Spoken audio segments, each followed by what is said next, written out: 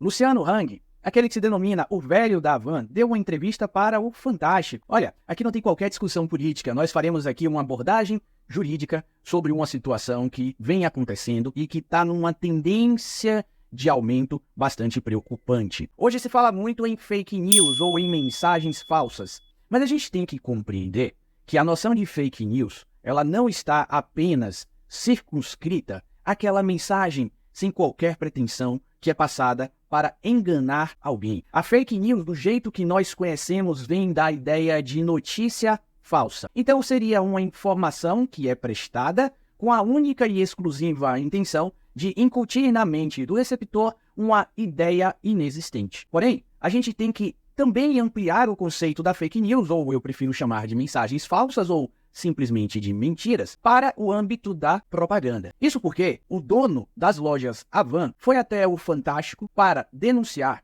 que criminosos, mediante a utilização da inteligência artificial, estavam veiculando propagandas em rede social, onde utilizavam a sua voz e a sua imagem para vender, supostamente vender, produtos com valores muito abaixo do mercado. O grande mote, o grande gatilho para a aquisição, além do preço muito abaixo do mercado, era a promessa de que todo o valor arrecadado nesta campanha seria doado para as vítimas da enchente do Rio Grande do Sul. O empresário, ele identifica, ele relata que a empresa já apontou 600 sites ou mais de 600 sites que estão praticando ou expondo essa propaganda enganosa. E que a empresa está adotando todas as medidas possíveis para eliminar esse site. Só que aqui vem uma pergunta. Os consumidores que compraram, entre aspas, esses produtos inexistentes e não receberam, eles podem pleitear alguma indenização perante a Havan? O próprio empresário afirma que já existem mais de 5.000 reclamações contra a sua loja, de pessoas que supostamente foram enganadas e caíram no conto da inteligência artificial. E aí, pessoal, como é que a gente fica? Bom, para esclarecer logo de primeiro plano, nós temos que ter a noção muito clara que estamos submetidos aqui a uma relação de consumo. E se estamos submetidos a uma relação de consumo, nós temos como regra de regência, como norma de regência, o nosso CDC. Temos aqui a figura de um fornecedor, que seria aí as lojas Havan, e temos a figura do consumidor. Esse segundo, o consumidor, ele é o mais fraco da relação jurídica. Então, todas as regras do CDC são voltadas para garantir uma proteção, uma tutela especial para o consumidor, quando comparado com o fornecedor, que neste caso seria o mais forte, o mais robusto da relação jurídica. Se a gente chegar no artigo 37, parágrafo 1º do nosso Código de Defesa do Consumidor, nós vamos encontrar ali o que se define como propaganda enganosa. Nesse mesmo artigo, no parágrafo subsequente, tem a propaganda abusiva. A propaganda enganosa ou a publicidade enganosa,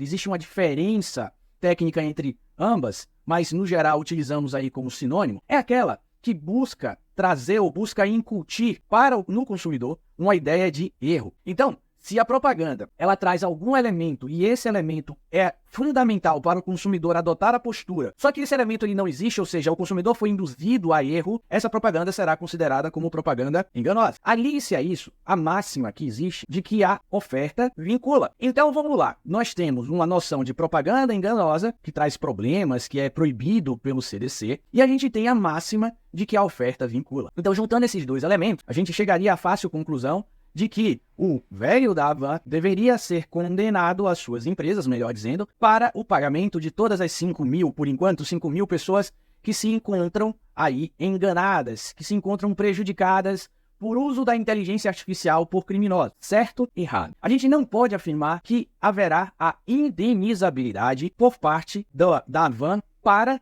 as pessoas que foram enganadas. Mas aí você pergunta, mas Salomão, por que isso? Por que não haverá essa indenização? Senhores e senhoras, para além da publicidade enganosa, para além da máxima de que a oferta vincula, nós temos que acrescentar um tempero muito importante nessa relação contratual, que é a noção de boa-fé. Antes de falarmos com tanta frequência em boa-fé, nós utilizávamos o parâmetro standard do homem médio. Se você é um pouquinho mais velho como eu, deve já lembrar na sua mente que por diversos momentos nós utilizávamos a expressão o homem médio. Olha, se isso aqui, o homem médio não é enganado, então tá tudo aí tranquilo. Nós utilizávamos esse parâmetro do homem médio para saber o que seria o abusivo do que seria excusável. Então a gente tinha lá o inexcusável, que é aquilo que não era desculpável, e o que era excusável, o que era desculpável. Então, se a gente conseguisse colocar a conduta dentro do bloco do excusável, que era desculpável, então não haveria nenhum tipo de indenizabilidade. Ou seja,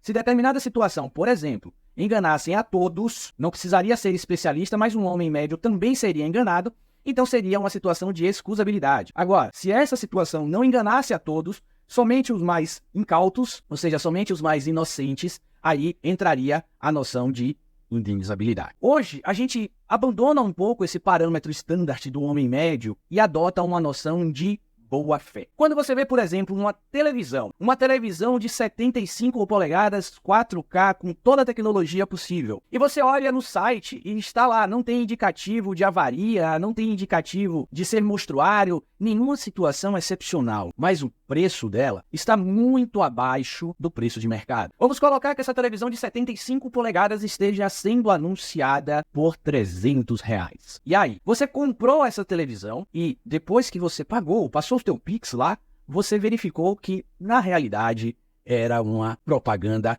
nem enganosa. Era uma propaganda inexistente. Eram criminosos que estavam utilizando de caracteres da empresa, como o próprio dono, para te enganar. E você foi enganado. Mas e aí? A empresa vai ser obrigada a te fornecer a televisão? Esse é o grande detalhe. Uma televisão de 75 polegadas por R$300, ela fere essa propaganda, essa publicidade, fere a noção de boa-fé. Mas por que ela não fere a noção de boa-fé?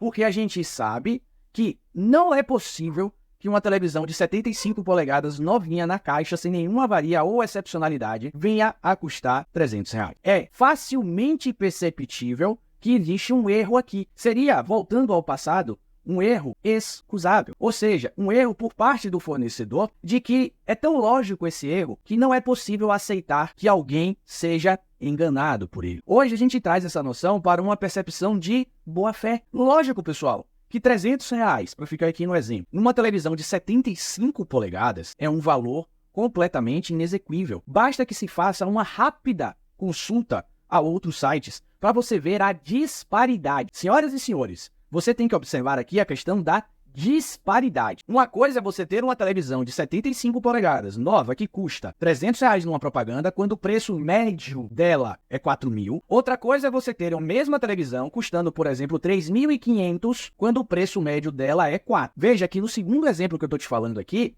não existe a disparidade. Então, se nesse segundo exemplo a TV custa em média 4.000, e o anúncio saiu, por erro, por 3.500, esse anúncio vincula e essa oferta vai ter que ser cumprida. Então, nesse caso, de 4.000 para 3.500, será obrigatório o cumprimento da oferta. Por quê? Porque aqui, o homem médio, o consumidor de boa-fé, está sendo enganado. Agora, no primeiro exemplo, onde essa mesma televisão de R$4.000 estava sendo ofertada por 300, nós temos uma disparidade gigantesca de valores. O que significa dizer que houve aqui, caso seja processada a aquisição, uma quebra de boa-fé por parte do consumidor. Porque ele também tem que ter a noção de que é impossível se comprar uma TV nova sem nenhuma avaria, sem nenhuma conduta que venha a diminuir o valor dela por R$300. Aqui a gente tem a aplicação perfeita da noção de boa-fé. Isso não se aplica só à TV, tá? Eu dei só o exemplo aqui da TV, só para a gente pegar um pouco do nosso tema. Aplica-se a todo e qualquer produto ofertado aí no mercado. Então, pessoal, não é porque é consumidor que o consumidor não tem deveres a serem cumpridos. Ele tem sim. E especificamente nesse caso do velho da Havan, eu acredito que ele vai conseguir não indenizar os 5.000, 6.000, enfim, consumidores que apresentaram reclamação até agora. Legal, né? O direito civil está sempre aí na nossa existência, o direito civil está sempre no nosso dia a dia, hoje aqui casado com o nosso queridíssimo direito do consumidor. Espero que vocês tenham gostado, né? Se sim, chegou até aqui, dá um like, curte, aqui assina o canal para que o algoritmo do YouTube ele entenda que esse assunto é relevante para você e recomende mais. Nosso canal está começando, nosso canal está iniciando a jornada. Muito obrigado por terem chegado até aqui e eu vejo vocês no próximo vídeo, hein? Um abraço e até lá.